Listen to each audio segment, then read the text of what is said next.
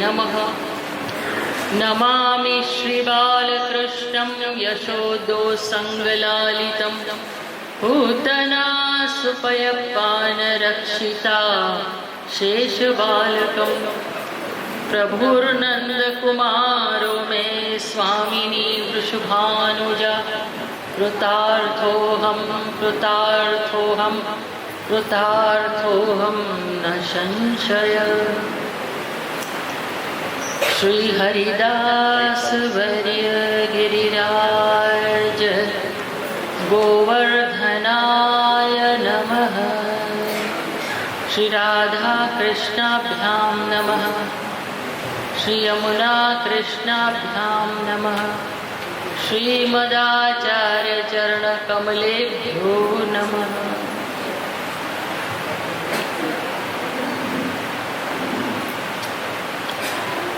समुपस्थित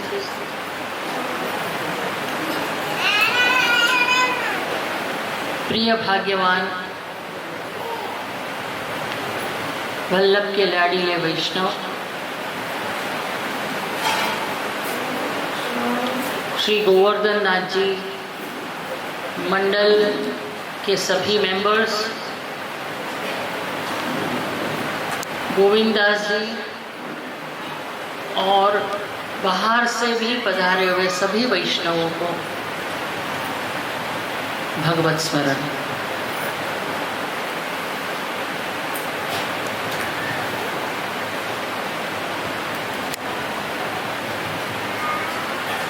आज का विषय है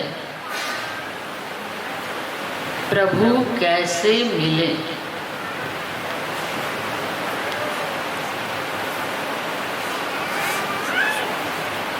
हमारी अल्प बुद्धि जिसमें लौकिकत्व भरा पड़ा है और हमारा लौकिक जीवन जिससे हम उबर नहीं पा रहे, हम उठ नहीं पा रहे हैं, ऐसा जीवन और ऐसी बुद्धि, इसमें केवल एक ही प्रश्न आता है कि मैं सुखी पूर्ण जीवन कैसे जीऊं।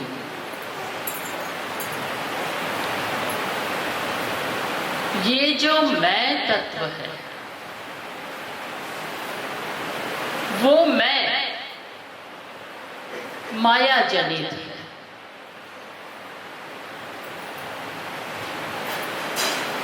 ये मैं भला व्यक्ति हूं, इस तरह की भ्रमणा में जीने वाला जीवात्मा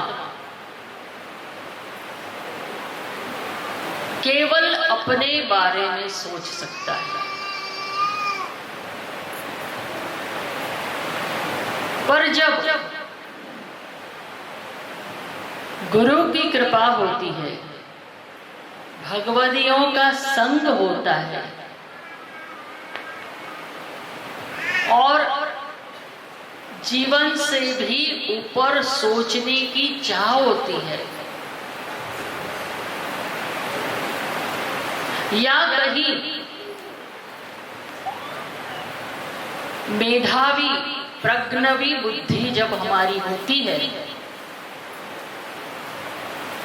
तब हम मैं ज्यादा न सोचकर मेरी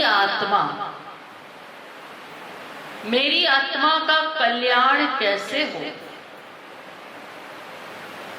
ये व्यक्ति सोचने लगता है। पर जब पामर बुद्धि होती है तब वो उसके जीवन के बारे में ही सोचता है। और क्यों ना सोचे, जीवन भी तो परमात्मा ने ही दिया है, कुछ अलग से तो दिया नहीं है। इसी पृथ्वी में हमें भेजा है और रिश्ते नाते कई प्रकार के हमसे जुड़ गए हैं, जिससे हमारा संसार बना।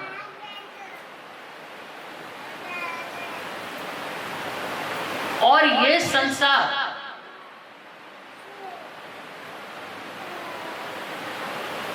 उसके रथ की डोर किसके पास है?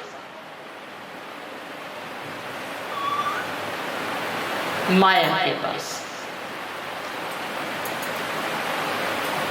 वो माया आपकी बुद्धि में जो प्रेरणा करती है, वहां वो रथ चला जाता है।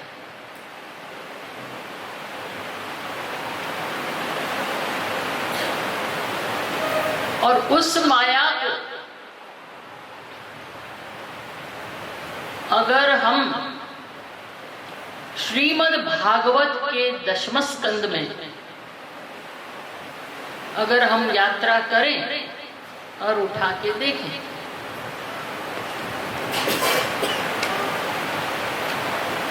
तो उस समय प्रभु के प्रादुर्भाव महोत्सव में 6वां ही दिन था, छठी का,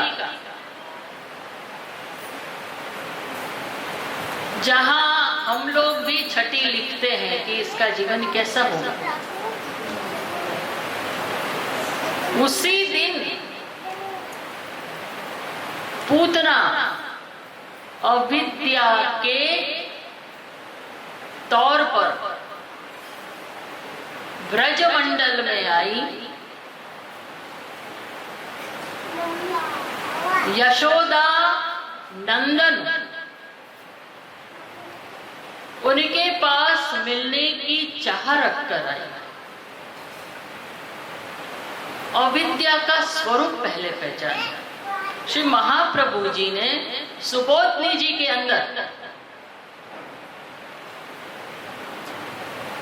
ये सब अध्यास, अविद्या, पंच पर्वा अविद्या, ये सबके विषय में बहुत सुंदर प्रकाश श्री महाप्रभु जी ने डाला है।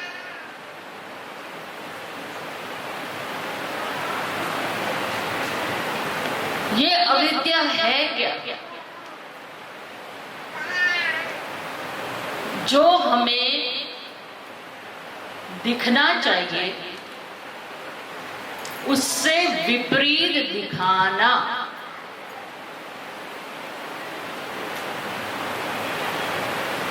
यानी जो आईना आप सन्मुख रखते हो और आप जो दिखते हो उससे कुछ और ही दिखाना। बदसूरत को सूरत खूबसूरती दिखाना और खूबसूरती को बदसूरती दिखाना, कुछ उल्टा ही करती है। और हम मानव आंख, नाक, कान, मुंह ये सबसे सोच के वो देख लेते हैं जो माया ने हमें दिखाया है, क्योंकि माया का आवरण पूर्णतः आपके ऊपर चढ़ा हुआ है।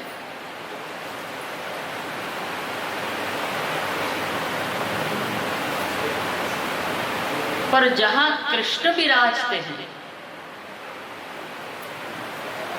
वहां माया नहीं टिक सकती। जहां मोहन हो वहां माया नहीं, और जहां माया हो वहां मोहन नहीं।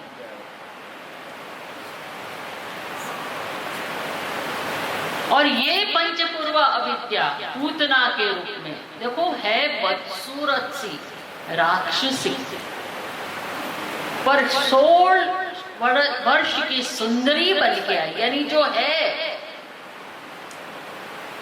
वो न दिखाते हुए लोगों को भ्रमित करती हुई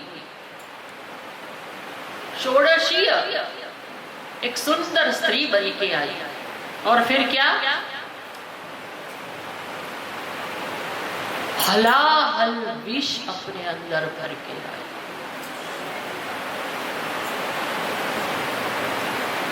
देखिए, इस कलयुग के अंदर भी हम अंदर से कुछ और हैं और बाहर से कुछ और। हाथी के दांत दिखाने के और है और चबाने के और। दिखाने के तो बड़े सुंदर है, चबाने के कुछ और ही है। हमारा मनुष्य जीवन भी कुछ ऐसा ही है। हम वो नहीं दिखाते जो हमारे अंदर है, और इसीलिए लोग भ्रमित हो जाते हैं। हम तो भ्रमणा में हैं ही, और दूसरे के भ्रमित करने पे भ्रमित हो जाते हैं। इसीलिए हम प्रभु की खोज नहीं कर पाते।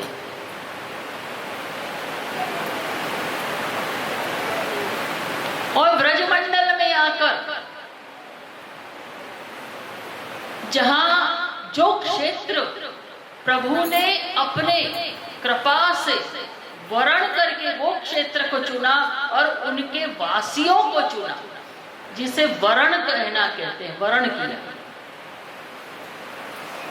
उस क्षेत्र के अंदर यानी भगवत परिसर में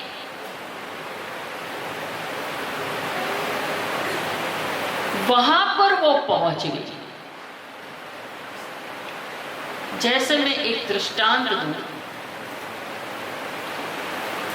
आप सभी लोग भगवत दर्शन के लिए और भगवत सत्संग के लिए हवेली में, मंदिर में जाते हो ना। वहां पर एक दहलीज है। फिर दहली को पार करते हो तो वहां आपको टेरा यानी पर्दा दिखता है। अगर पुष्टि मार्ग के मंदिर में जाओगे तो वहां लाल टेरा दिखेगा, और मर्यादा मार्ग में जाओगे तो वहां कोई भी प्रकार का टेरा आपको दिख सकता है, पर यहां तो विशेषतः लाल ही टेरा होता है। अब आप अपने अंदर अनेक प्रकार के विचारों को लेकर घर से निकलते हैं। मुझे ये काम करना है, मुझे वो करना है, मुझे घर पहुंच के फिर मैं जल्दी ठाकुर जी के दर्शन करके ये करूं वो करूं, यानी अनगिनत विचारों को लेकर। किसी को दुकान खोलनी में जल्दी से दुकान खोलने जाओ, अरे ये ग्राहक आ गया होगा, अरे पूरा मन में कचरा भर के, इसे हम कचरा कहेंगे, क्योंकि ईश्वर के तरफ जाने वाली कोई चीज ना हो, कचरा ही जाए। जो ईश्वर की तरफ जाती हो वो कचरा जाए, ठीक है ना। तो बाहर आप घर से निकलकर मंदिर की तरफ जाते जाते दुनिया भर की वस्तुओं को समेट कर, यानी ये हमारा डस्टबिन हो जाता है। हमारा ब्रेन को हम डस्टबिन कर देते हैं। अरे इतना भार लेकर, इतना स्ट्रेस लेकर प्रभु के पास जाते हैं। प्रभु अगर अपना नाम लिखना चाहे तो उनको ढूंढना पड़ता है भी कहाँ है। अब इतनी दुनिया भर की चीजें जब माइंड में हो, उसका असर तो पूरे तन में भी होता है। तो वो दहलीज आती है ना, वो कहती है, अरे वैष्णव, हे जीवात्मा, ये दहलीज एक ट्रांजिट है। बाहर लौकिक है, अंदर अलौकिक है और बीच में है ट्रांजिट।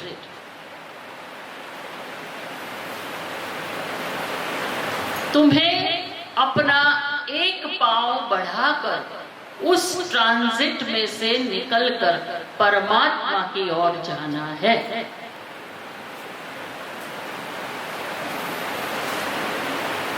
तो पहले हम दहलीज को आंख में लगाते हैं। क्यों? भगवान की दहलीज है, उनके पास जाने के लिए हम स्मरण करते हुए जाते हैं और स्मरण करके ये भावना रखते हैं कि हे प्रभु, हे कृपानाथ, हम जिस प्रकार से हमें जो जीवन में जी रहे हैं, ये मोह माया ममता के उसमें से निकलकर आपकी अलौकिकता में, आपकी दिव्यता में, आपके दिव्य जीवन में हम प्रवेश कर सकें। तो ये मन में हम लेते हैं पहले, यानी पॉजिटिविटी। नेगेटिविटी को बाहर रखना है। जैसे अपने चप्पल बाहर रहते हैं तो वो सारी दुनिया का कचरा लेकर चप्पल चलती है, नीचे तो वही है ना, फिर हम उतारते हैं और फिर प्रभु की दहलीज पे आते हैं तो वहां से पॉजिटिविटी की शुरुआत होती है। और दहलीज में हम एक कदम अंदर, एक कदम बाहर। हमारे साथ होता क्या है, तो दोनों कदम से अंदर नहीं जा पाते, यहां प्रॉब्लम है। आधा तो बाहर छोड़ा और आधा अपनाने के लिए गए तो क्या होता है, न खुदा ही मिला, न विसाले सनम, न इधर के रहे न उधर के रहे।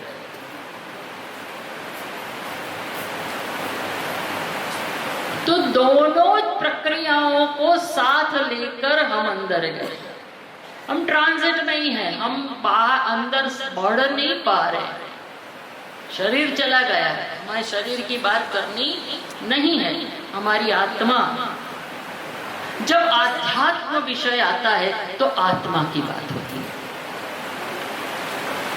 और आदि भौतिकता का विषय आता है तो हमारा तन मन ये सब जो लौकिक है उसका विषय आता है। और आधी दैविकता की बात आती है तो केवल परमात्मा की बात आती है। ठीक है, चलो गुरु कृपा से अंदर भी चले गए। चले तो गए, मन में क्या सोचा है कि मेरी 9 बजे दुकान खुलेगी। वो औरत सोचती है घर जाके मुझे रसोई भी जल्दी बनानी है, ये भाव लेके अंदर तो चले गए। अब हुआ क्या अंदर कि ठाकुर जी ने जो श्रृंगार धरे थे वो पूरे गिरा दिए, वो वापस से श्रृंगार करने पड़े। तो हो गई देर, अब यहाँ छटपटाहट हो गई। अभी मैं क्या करूंगी, ऑफिस में पहुंचना है, दुकान में पहुंचना है, अरे मेरी सास लड़ेगी, मैं घर में क्या करूंगी।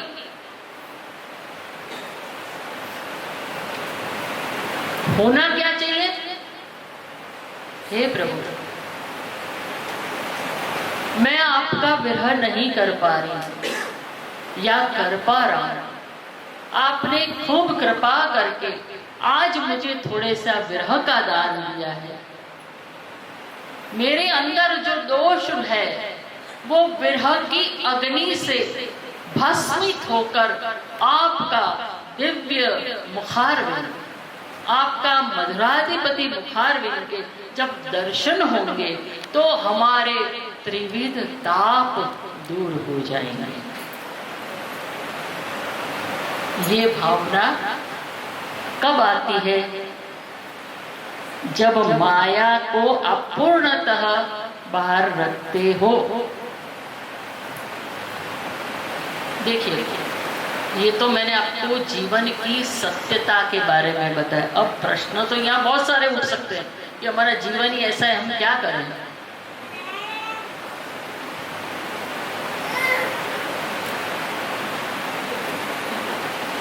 कि महाप्रभु जी कहते हैं, अरे भाई, भगवान ने बुद्धि दी है ना तुमको कि ऐसे सेफ डिपॉजिट वॉल्ट में रखने के लिए दिए, बैंकों में जैसे भरे रहते हैं, उपयोगी नहीं करते, तो उसके लिए दी है कि तुम्हारे जीवन का कार्य करने के लिए दिए। तो थोड़ा सा बुद्धि से काम लोगे, थोड़ी स्मार्टनेस, थोड़ी श्रूडनेस और थोड़ा सा आप बुद्धि से जीवन का विचार करके आप निकलोगे, ये सोच के देखो। प्लानिंग हम सब अपने जीवन में करते हैं। आजकल तो कितनी तरह के मैनेजमेंट्स आ गए, pain management, this management, planning management, HR में भी है और ये भी है, कितना बिजनेस मैनेजमेंट्स आ गया है। वो हमारी औरतों के लिए मैनेजमेंट नहीं, ऐसा नहीं है, गृहिणियों को भी मैनेजमेंट है, पुरुषों को शॉप पे जाने के लिए भी मैनेजमेंट, थोड़ा सा प्री प्रिपरेशन। ऐसा भी हो सकता है जब हम बिजनेस करते हैं तो लॉस का भी सोच के करते हैं कि ऐसे लॉस हो तो हम उस समय क्या करें, होता है ना। अगर हमने लॉस किया तो हम भरपाई कैसे करेंगे, क्या होगा। अगर ये सोचे बिना कोई भी बिजनेस करता है तो जब लॉसेस आता है तो वो बिल्कुल पायमाल हो जाता है। तो हमें श्री वल्लभ कहते हैं कि भैया तुमको बुद्धि दी है, कुछ कार्य बुद्धि से करो। ये कौन सा मैनेजमेंट है, जैसे कि गुलाब है, कोमल है और कांटे उसकी सुरक्षा के लिए दिए गए, कोमलता की सुरक्षा काटे हैं। ऐसे हृदय के सुंदर भावों का जो कोटियार्ड है, उसकी रक्षा करने वाला वो है बुद्धि। इमोशंस रखना अच्छा है पर इमोशनल हो जाना सही नहीं है।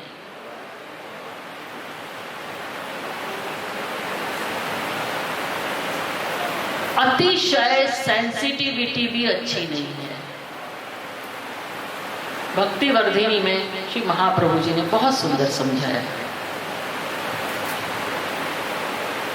बहुत सेंसिटिव हो जाओगे यानी कि आप में धैर्य नाम की तत्व नहीं है, पेशेंस नहीं है, और हर चीज में इम्पेशेंट हो जाना तो वो तो लौकिक जीवन भी बिगड़ता है और अलौकिक जीवन भी बिगड़ता है। तो यहां पर कहां पर धैर्य रखना और कहां पर विवेक बुद्धि से कार्य करना, और कहां पर हमारे अंदर जो प्रेम नाम का तत्व है उस बीज को कहां संभालना, ये हमें बुद्धि से सोचना पड़ता है। में जितने भी बैठे हुए हृदयवादी व्यक्तियों को कह रही है, इमोशनल लोगों को ये कह रही हूं, यानी कि मैं नहीं कह रही हूं, श्री महाप्रभु जी कह रहे हैं। उन सबको कहा है कि अगर प्रभु की प्राप्ति करनी है तो भावनाओं को अंदर सुंदरता से सजो कर रखिए और बुद्धि रूपी, क्योंकि हमारे प्रभु कैसे है, चतुर शिरोमणि, रसिक सुजान, उत्तम वस्तु के भोक्ता। ये शब्द कहने के लिए नहीं है, जीवन में ये क्या है समझने के लिए श्री हरिराय जी महाप्रभु जी बहुत सुंदर अपने हरिराय वांग मुक्तावली में समझाते हैं कि रे मन समझ समझ पग धरे। और दयाराम भी क्या बोलते हैं, हरिनो मार्ग छे शूरारो नहीं गायर नु काम जो। पुष्टि जीव कैसा है, शूरवीर। कोई भी मार्ग को प्राप्त करना उसमें शूरवीरता होनी चाहिए, फेस करने की ताकत। वही तो मनुष्य है। हम फेस नहीं कर पाते हैं कोई भी चीज को, हम भगेड़ू हैं, भग जाते हैं। पर अंदर से पॉजिटिविटी रखेंगे, मुझे ये करना ही है, मेरा गुरुबल मेरा भगवत बल से मैं ये कार्य कर ही लूंगा। परमात्मा मेरे जीवन में है, वो कोई भी मुझे प्रेरणा देंगे सही ही होगी, और जो कुछ भी होगा वो सही ही होगा।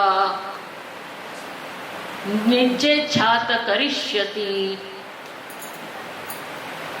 प्रभु सामर्थ्य देते हैं और प्रभु ही कार्य संपन्न करेंगे। मैं जीवात्मा कौन करने वाला, उनकी कृपा से सब होता है, और जो होता है वो अच्छे के लिए। ये पॉजिटिविटी, ये बात जब जीवन में आती है तो दुख नाम का तत्व हमसे दूर रहता है, धैर्य नाम का तत्व हम में आ जाता है, विवेक बुद्धि आ जाती है, तब जाके आश्रय की सिद्धि होती है। और ये जब आश्रय सिद्ध होता है तब हमारे जीवन में प्रभु का प्रवेश होता है।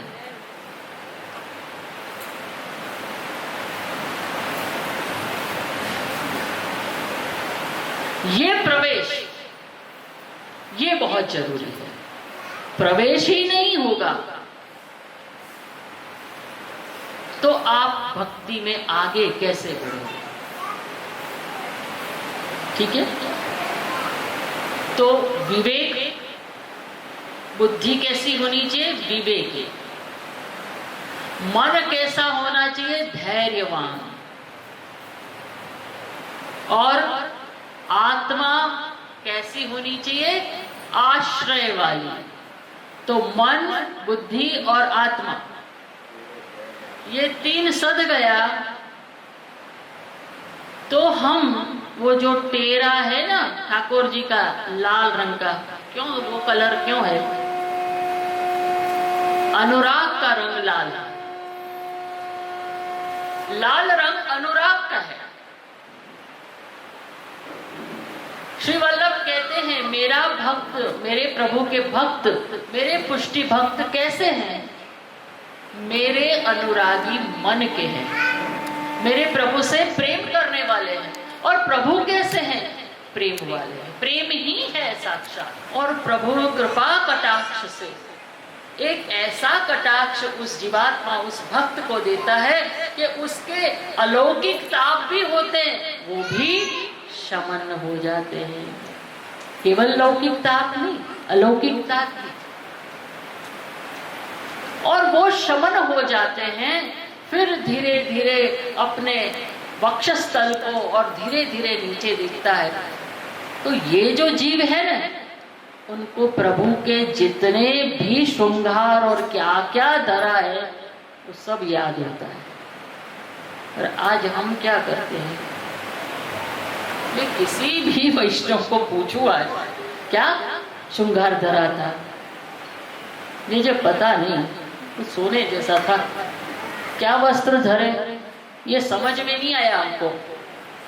अरे चाकदार धरा, घेरदार धरा, टिपारा और काचनी और मुगट काचनी का श्रृंगार था, मलकाच टिपारे का श्रृंगार था, कुले जोड़ का श्रृंगार था, दुमाला का श्रृंगार था, सहरा का श्रृंगार था। क्या था? हमको तो समझ में ही नहीं आया। क्यों? क्योंकि हम इंटरेस्ट ही नहीं लेते हैं ठाकुर जी को क्या धरते क्या नहीं धरते। इंटरेस्ट कहाँ ला लिया जाता है? जब हमारा इंटरेस्ट का सब्जेक्ट होता है, जिसे हम चाहते हैं, जिसे हम पसंद करते हैं, love and like both, love like and care, प्रेम भी हो, लाइकिंग्स भी हो और स्नेह यानी सेवा भी हो, तब जाके सब चीजें याद रहती है। उसने क्या पहना था, उसको कौन सा रंग पसंद है, तो हम भी वो पहनेगी, हम पहनते, हम हमारे लिए पहनते ना, हम उसके लिए पहनते। जब प्रेम में अगले को पसंद है, प्रिय को पसंद है, वो बात हो, उसे जो पसंद है वो बात करने की इच्छा होती है।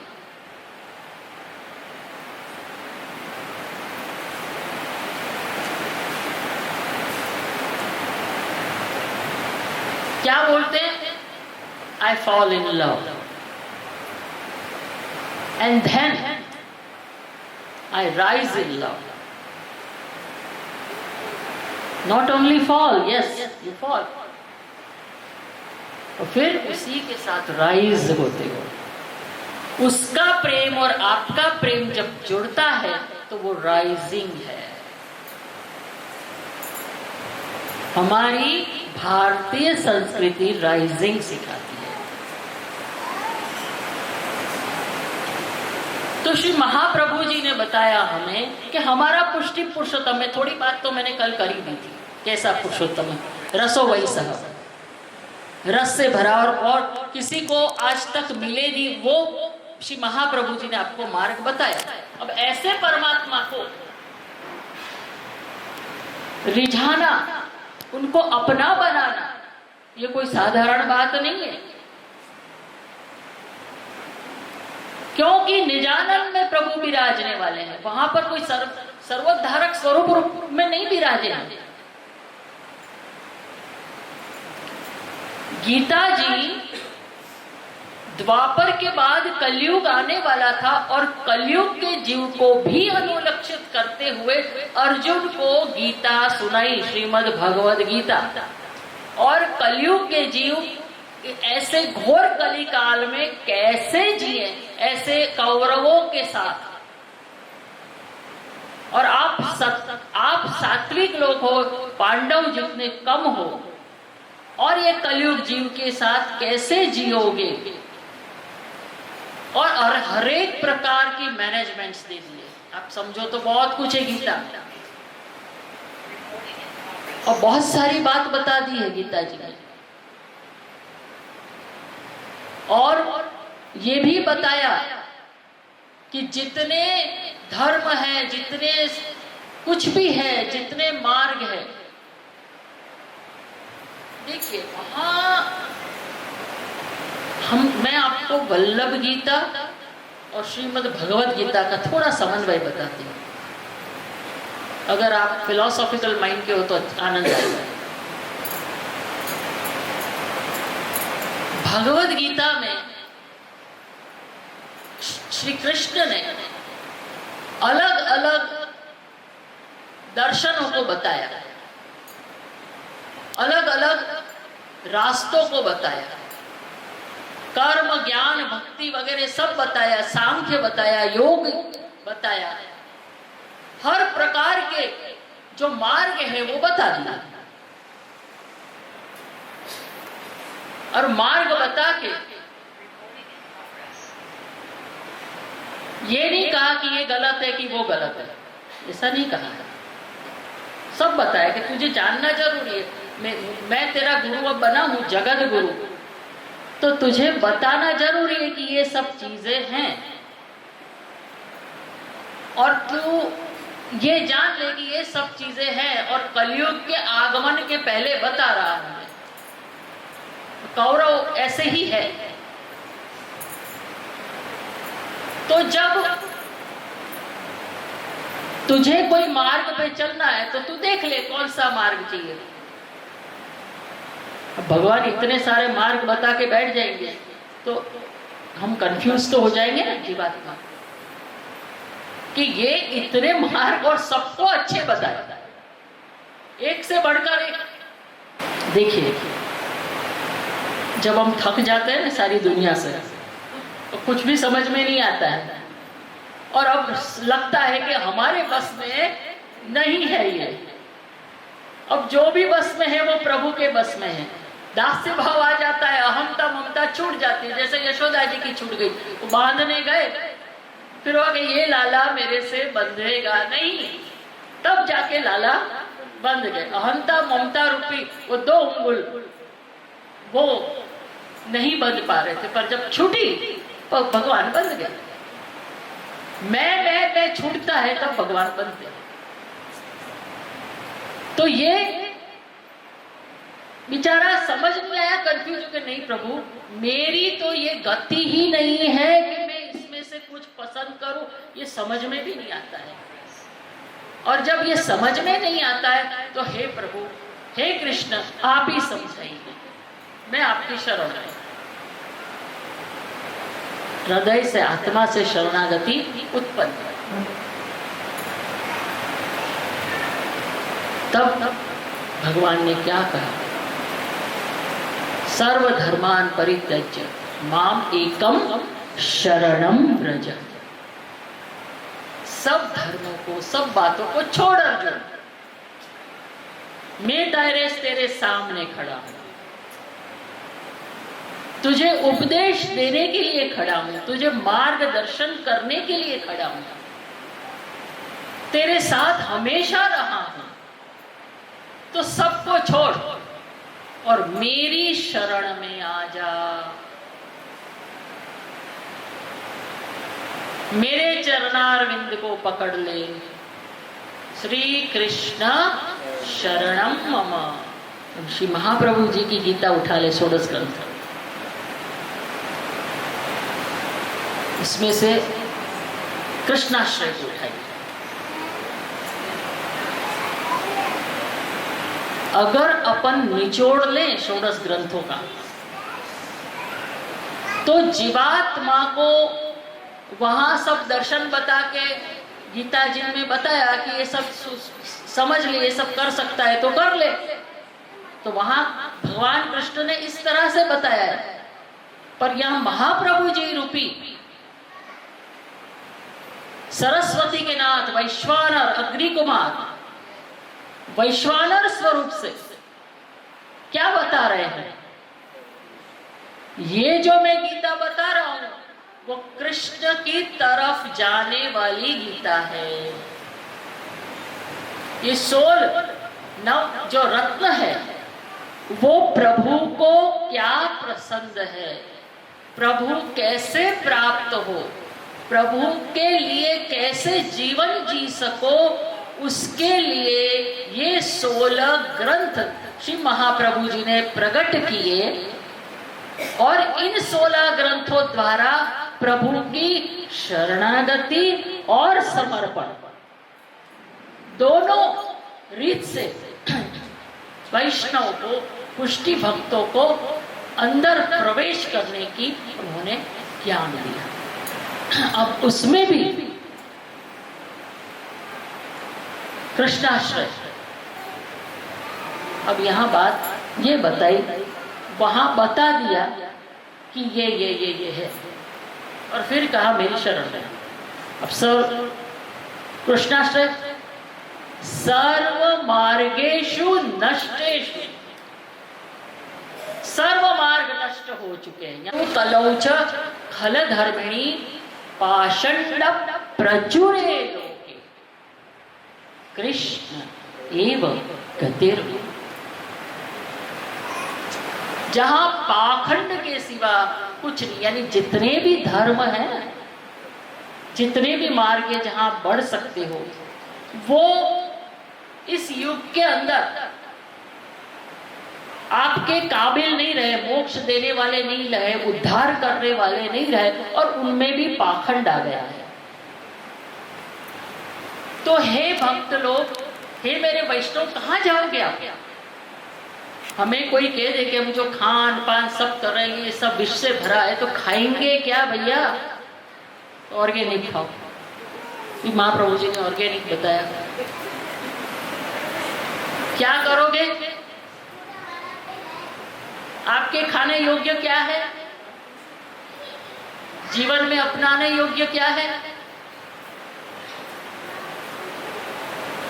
तो एक ही गति है, कृष्ण एव गतिर्मम। वहां श्री कृष्ण शरणं मम, श्रीमद् भगवद गीता। यहाँ कृष्ण एव गतिर्मम, कृष्ण के सिवा तुम्हारी गति कहीं नहीं है। ये साफ शब्दों में बता दिया। मेरी विभूतियां, विभूति योग में विभूतियां प्रभु ने विराट के स्वरूप में बता दी और बताया कि अगर संसार में तुम्हें सुखी दुख लेना है, इससे ऊपर उठना नहीं है, तो मेरी विभूतियों के पास जाओ। उद्धार नहीं करेगी, मोक्ष नहीं, सेवा ही साधन और सेवा ही फल। सालोक्य, सामीप्य, सारूप्य, ये प्रकार के मोक्षों की बात श्री महाप्रभु जी नहीं करते हैं। महाप्रभु जी बात करते हैं कि कृष्ण की सेवा ही, कृष्ण सेवा सदा कार्य। चतुश्लोकी में धर्म अर्थ काम मोक्ष पुष्टि को, धर्म अर्थ काम मोक्ष श्री महाप्रभु जी ने बताया। सर्वदा सर्वभावेन ब्रजनीयो भजनियो ब्रजाधिप, सर्वदा उनका ही भजन करना है, कृष्ण का। तो सबसे उत्तम भक्ति कृष्ण की है। तो प्रभु कैसे प्राप्त होते हैं, किस तरह से प्राप्त होते हैं? प्रभु सब तज हरि भज, सबको त्यागो, सबके साथ यूनिवर्सल लव रखो। जैसे प्रभु का अनाहत नाद है और अनासक्त प्रेम है, उस प्रकार से आप सबको, मेरे भगवान के ये सब जीवे, सबके ऊपर दया रखो, प्रेम रखो, आसक्ति न रखो। श्री वल्लभ का संदेश क्या है कि आसक्ति न रखो, अहमता ममता न रखो। ये मेरा बेटा, ये मेरी बहू, ये हाय हाय हाय करते, वो नहीं। प्रेम दो उनको, प्रेम से दो, प्रेम करो, सब उनका ध्यान रखो, सब कुछ करो। पर कांस्टेंट वो लोग हमारे मन में, विचारों में चलते रहने चाहिए, वो मत करो। सबका कार्य करो, समाज का करो, लोगों का करो, हित दर्शन करो, दान करो, दया रखो, सब कुछ करो, सत्कर्म करो, पर बंधन बिना, कृष्णार्पण करके। ये मेरे प्रभु को प्रिय है इसलिए कर रहा हूं, मुझे स्वर्ग की प्राप्ति चाहिए इसलिए नहीं। ये मेरे प्रभु को प्रिय है। जो तुझको हो पसंद वो बात कर।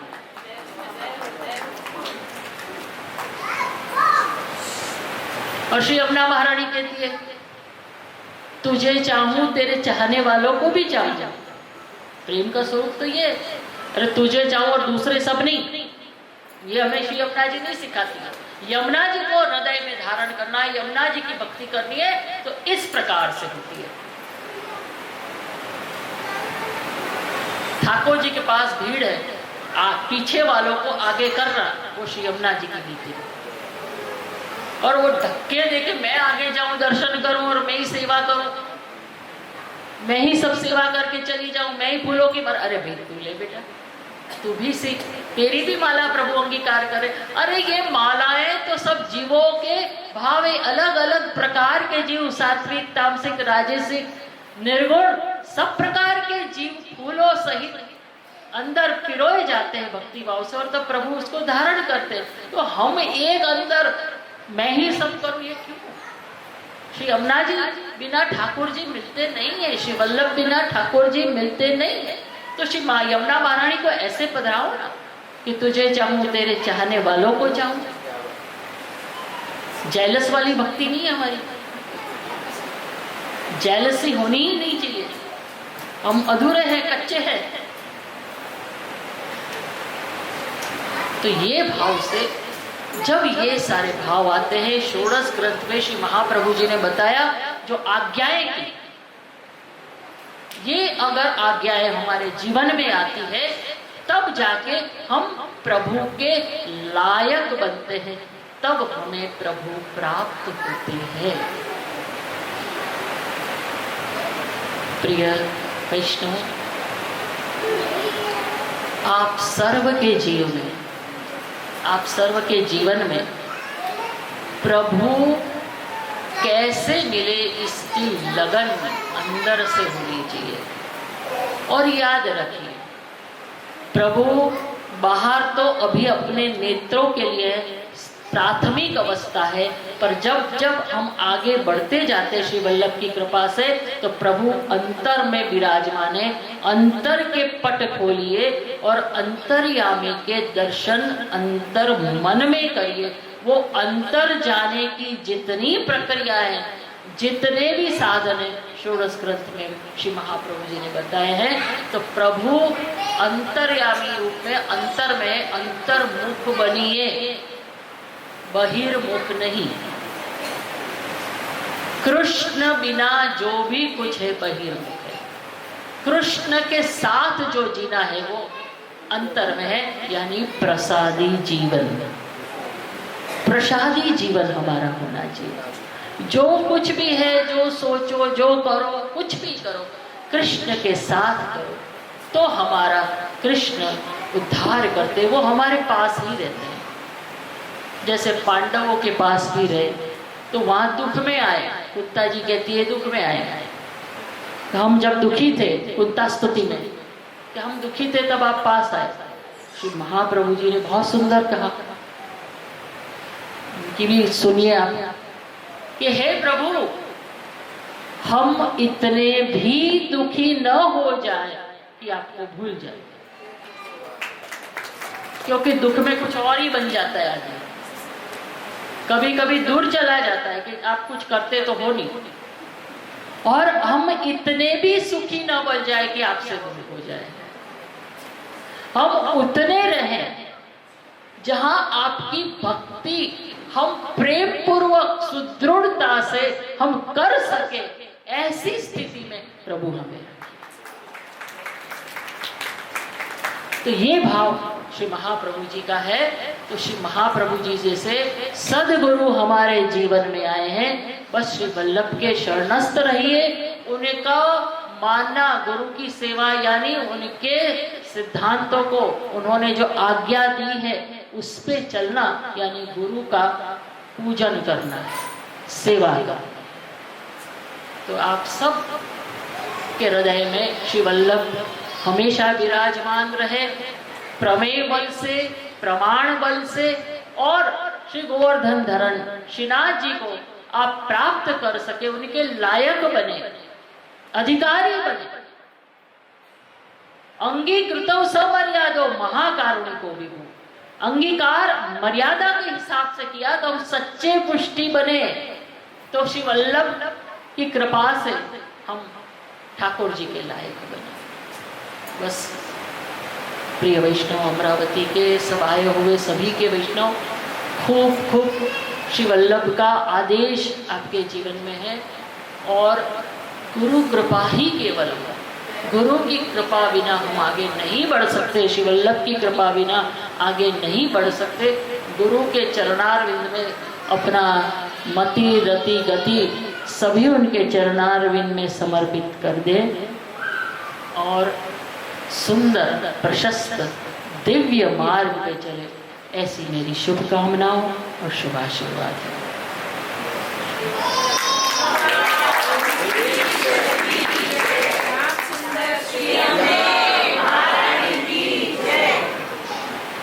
बहुत प्रसन्नता हुई है। इतना सुंदर गोवर्धन नाथ जी सत्संग मंडल ने सुंदर कार्य किया। हमारे अमरावती के भी सभी वैष्णव और बाहर के भी सभी वैष्णव आए, उन्होंने बहुत ही सुंदरता से शांति रखते हुए और जिज्ञासा रखते हुए आप लोगों ने जो श्रवण किया है, तो मैं आपकी श्रवण भक्ति को भी नमस्कार करती हूँ। ऐसे ही आप अमरावती में सुंदर सुंदर कार्य होते रहे। कल रसिया में भी बहुत आनंद आ गया, सारे रस भर के आ गए। तो हमारे ठाकुर तो रसिया ठाकुर है, तो रस में पधारते हैं। हमारे रस पोरे कट नहीं होने हैं, आप समझ लो, हम सन्यासी नहीं है, भगवे वस्त्र धारण करने वाले नहीं, हम तो राज के खासा खवास है। सज धज के सुंदरता से हमारे सुंदर श्याम स्वरूप के पास जाते, ये सब आपके लिए। बस अंदर का हृदय आत्मा इतनी सुंदर रखें कि प्रभु के पास, प्रभु को नेत्र कमल हमारे ऊपर पड़े और वो कृपा से हमारा वरण करे।